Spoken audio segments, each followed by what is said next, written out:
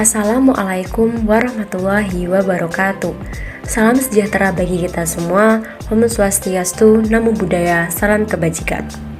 Yang terhormat Bapak Bambang Suprayitno, SEMSC, dan Ibu Dr. Daru Wahyuni, SEMSI, selaku dosen pengampu mata kuliah Ekonomi Mikro 1. Kenalkan, kami dari kelompok 3 Ekonomi Mikro 1 izin mempresentasikan hasil dari diskusi kami dalam video ini mengenai consumer surplus. Namun sebelumnya, perkenalkan anggota kelompok kami. Yang pertama ada Yulianingsih dengan NIM 009. Yang kedua ada Danisa Indah Pratiwi dengan NIM 012. Yang ketiga ada Oka Fajarwati dengan NIM 013. Yang keempat ada Puspita Maharani dengan NIM 016. Dan yang terakhir ada Nakarista Wafa Al-Rahmah dengan NIM 023. Assalamualaikum warahmatullahi wabarakatuh.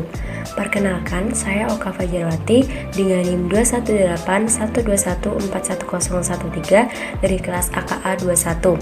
Nah, pada kesempatan kali ini saya akan menjelaskan materi mengenai pengertian dari consumer surplus. Nah, teman-teman semua, tahu nggak sih apa itu consumer surplus? Mari kita bahas ya. Consumer surplus merupakan kesediaan membayar, artinya jumlah maksimum yang mau dibayarkan oleh konsumen untuk memperoleh suatu barang. Nah, untuk menentukan surplus konsumen itu sendiri dapat menggunakan cara dengan mengurangi kesediaan membayar dan jumlah yang sebenarnya dibayarkan oleh konsumen. Sekian yang dapat saya sampaikan. Selanjutnya akan disampaikan oleh teman saya. Assalamualaikum warahmatullahi wabarakatuh. Saya Danisa Indah Pratiwi dengan NIM 21812141012 dari kelas AKA 21. Di sini saya akan memaparkan materi mengenai kelompok konsumen. Kelompok konsumen itu sendiri terdiri dari 3 kelompok sebagai berikut. Yang pertama adalah kelompok konsumen super marginal, yaitu konsumen yang kemampuan belinya di atas rata-rata harga pasar. Konsumen ini menganggap bahwa membeli adalah salah satu bagian dari pamer kekayaan. Kelompok kedua adalah kelompok konsumen marginal, yaitu konsumen yang kemampuan belinya sama dengan harga pasar. Kelompok ini adalah konsumen yang paling rasional. Kelompok konsumen yang terakhir adalah kelompok konsumen submarginal, yaitu kelompok yang kemampuan belinya di bawah harga pasar. Konsumen ini adalah yang paling realistis dalam membelanjakan uangnya. Assalamualaikum warahmatullahi wabarakatuh. Saya Puspita Maharani dengan NIM 21812141016. Pada kesempatan kali ini akan menyampaikan mengenai contoh kurva sederhana dari surplus konsumen atau consumer surplus. Pada gambar terlihat bahwa gambar tersebut merupakan contoh sederhana kurva surplus konsumen. Adapun penjelasannya yaitu besarnya surplus konsumen jika harga pasar $3 adalah luas area segitiga di bawah kurva permintaan dan di atas garis harga $3. Atau dalam gambar tersebut digambarkan dengan area warna merah. Apabila harga pasar turun menjadi $2, maka besarnya surplus konsumen adalah luas area segitiga di bawah kurva permintaan dan di atas garis harga $2. Atau dalam gambar tersebut digambarkan dengan area warna merah ditambah dengan area warna kuning. Baik, sekian yang dapat saya sampaikan. Terima kasih. Yang selanjutnya adalah mengenai contoh kasus consumer surplus. Berikut adalah beberapa contoh berita mengenai kasus dari consumer surplus.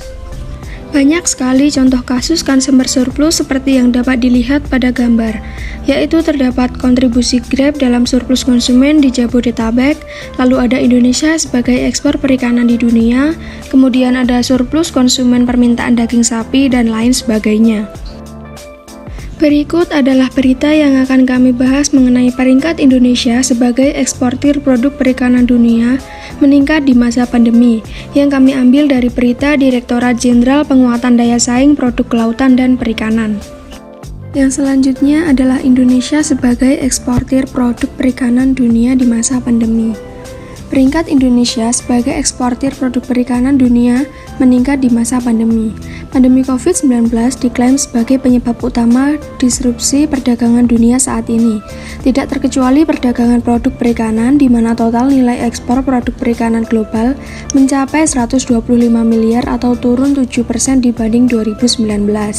Namun saat seluruh eksportir utama produk perikanan mengalami penurunan nilai ekspor, kabar baiknya, ekspor produk perikanan Indonesia justru mengalami peningkatan dan Indonesia naik 2 peringkat menjadi berada di posisi 8 sebagai eksportir utama produk perikanan dunia tahun 2020.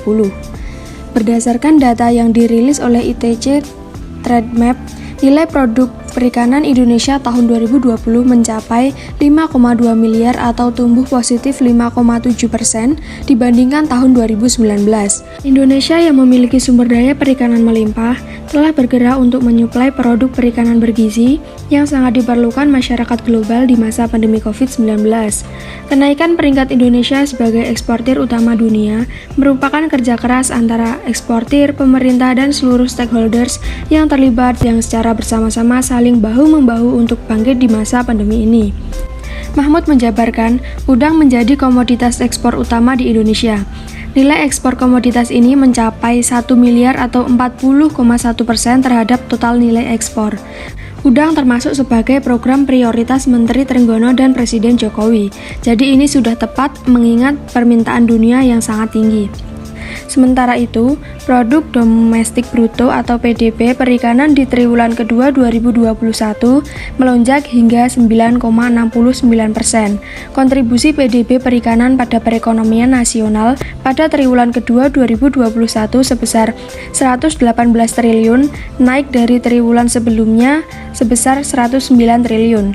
Kenaikan ini menandakan sektor perikanan menggeliat meski pandemi COVID-19 belum berakhir. Perkenalkan, nama saya Yulia Ningsi dengan NIM 218121411009. Di sini saya akan melanjutkan pembahasan mengenai contoh kasus consumer surplus.